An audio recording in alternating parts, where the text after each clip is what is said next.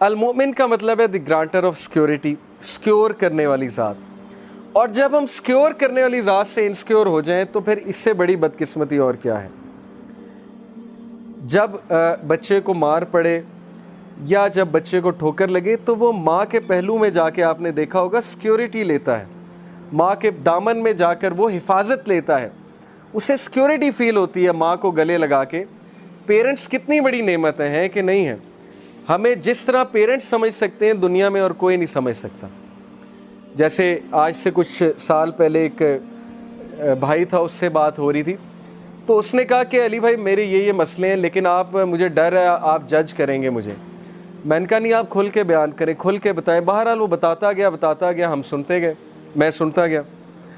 तो बाद में मैंने उसे कुछ काम डाउन किया, कुछ एडवाइस की, तो वो इतना हैरान हुआ, कहता आपने मुझे जज ही नहीं किया। तो मैंने कहा सोचो मैं मखलूक हूँ, अगर मैंने जज नहीं किया तो अल्लाह ताला इनफाइनाइट टाइम्स, यानी तुम अल्लाह से डरते हो, अल्लाह से बात शेयर करते हुए डरते हो। इंसान तुम्हें जज नहीं कर रहा, अगर तुम्हारा दोस्त अच्छा है वो तुम्हें जज नहीं कर रहा तो उस दोस्त का खालिक कौन है? अल्लाह ताला है। तो अल मुमिन, सिक्योरिटी कहाँ से लेनी है? अल्लाह से लेनी है।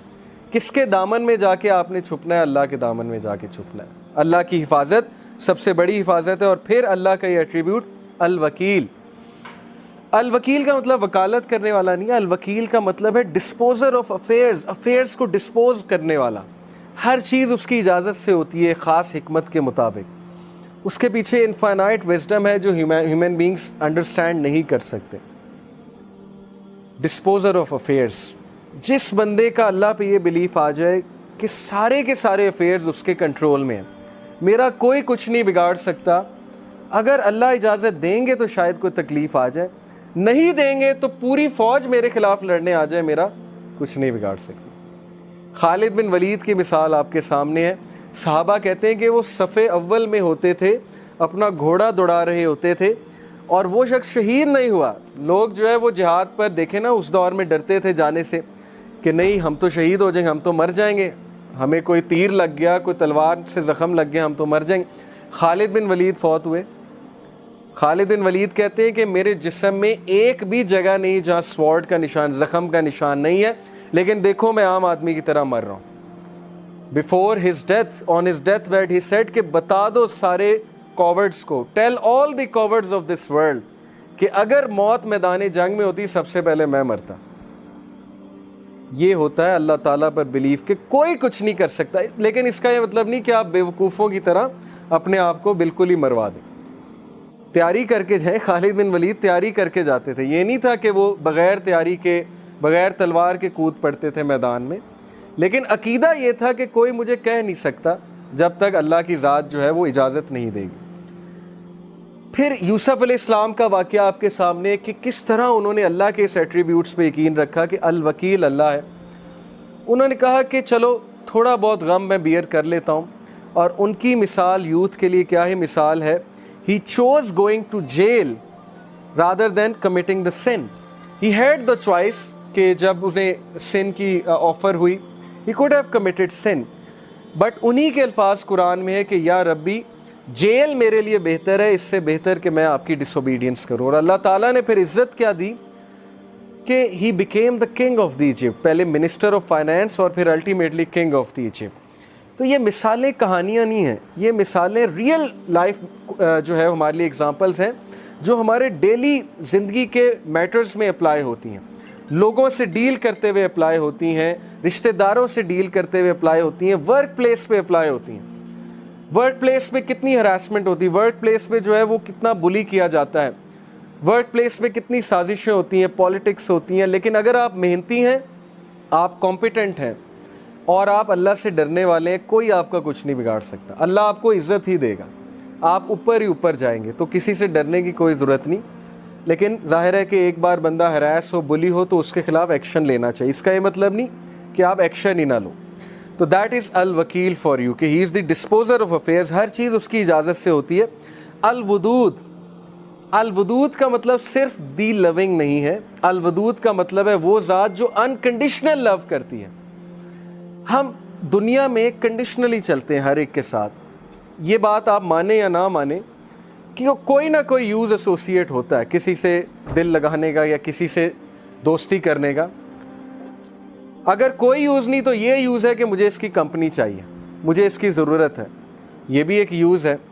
तो अल्लाह ताला की ज़ात वो हस्ती है जो इंसान से अनकंडीशनल मोहब्बत करती है, यानी तुम डिसोबे करोगे तब भी मोहब्बत है और तुम ओबे करोगे तब भी मोहब्बत है, नॉन मुस्लिम से भी मोहब्बत है। इसीलिए तो मैसेज भेजा, वरना तो कोई गैर जिम्मेदार टीचर होता और कहता भाड़ में जाएं नालायक स्टूडेंट, मेरा इनसे क्या लेना देना। कुछ टीचर्स ऐसे होते हैं ना, वो कहते हैं बैक बेंचर ठीक है, फेल होते हैं तो होए, मुझे क्या। तो this is how life is decide कि अल्लाह ने अंबिया को भेजा, हमें समझ दी कि ये भी मेरे बंदे हैं, इनको जाकर बताओ कि ट्रुथ क्या है, हक क्या है, सच क्या है। तो ये है अल्लाह का अनकंडीशनल लव। अल्लाह नॉन मुस्लिम को भी रिज़्क़ देता है और दबा के देता है अगर वो मेहनत करे। ऐसी हस्ती के लिए टाइम ना निकालना, ये फिर इंसान का बहुत बड़ा लॉस है। एंड देन दिस एट्रीब्यूट, ये एक आयत मैं आपके सामने रखता हूँ। Verily it is Allah who causes the seed rain and the fruit stone to split and sprout. He brings forth the living from the dead, and it is He who brings forth the dead from the living. कौन है जो बीज में से, नन्हे से बीज में से पौधे को फाड़ता है और निकालता है। सख्त तरीन ज़मीन में से, कभी आपने सोचा है मिट्टी सख्त होती है, उसमें से कैसे बीज फोर्स करके निकल आता है। अल्लाह कहते हैं कौन है, मैं हूँ। तो जब अल्लाह सख्त ज़मीन में से नरम से पौधे को निकाल सकता है तो सख्त हालात में आपको भी मुकाबला करवा सकता है। कितनी मोटिवेशन है। लोग घुटने टेक देते हैं कि नहीं नहीं, मुझ पे मुसीबत क्यों आई, मेरे पे क्यों मसला क्यों आया। क्या पता अल्लाह ने आपसे कोई काम लेना, क्या पता अल्लाह आपको as a soldier and a commander तैयार कर रहा है सोसाइटी के लिए। नबी से ज़्यादा मुश्किलें किस पर आई हैं। एक मुश्किल ख़त्म हुई, दूसरी, दूसरी ख़त्म हुई, तीसरी, तीसरी के बाद मल्टीपल, चौथी, पाँचवीं, छठी। इमेजिन कर सकते हैं आप कि जिस टाइम मैक्सिमम सपोर्ट चाहिए अबू तालिब की, उस टाइम उनकी जो है वो फौत हो जाती। जिस टाइम मैक्सिमम सपोर्ट चाहिए अपनी वाइफ की, उस टाइम वाइफ फौत हो जाती। तो क्या सिखाया नबी सल्लल्लाहु अलैहि वसल्लम को और उनके थ्रू हमें कि सिर्फ अल्लाह पे डिपेंड करो। अल्लाह की ज़ात रहेगी, कांस्टेंट है। बाकी माँ बाप हैं, वो उन्होंने भी चले जाना है एक दिन, हर किसी ने चले जाना है एक दिन। लेकिन अल्लाह के साथ मामला ठीक है तो फिर अल्लाह माँ बाप के साथ भी मिलाएगा एक दिन, और अल्लाह ताला दुनिया में भी अच्छी ज़िंदगी देगा। तो ये मिसालें हमारे लिए कि डरो नहीं। हम जब पौधे को निकाल देते सख्त ज़मीन से, तो हम तुम्हें भी निकाल देंगे किसी डिफ़िकल्ट सिचुएशन से।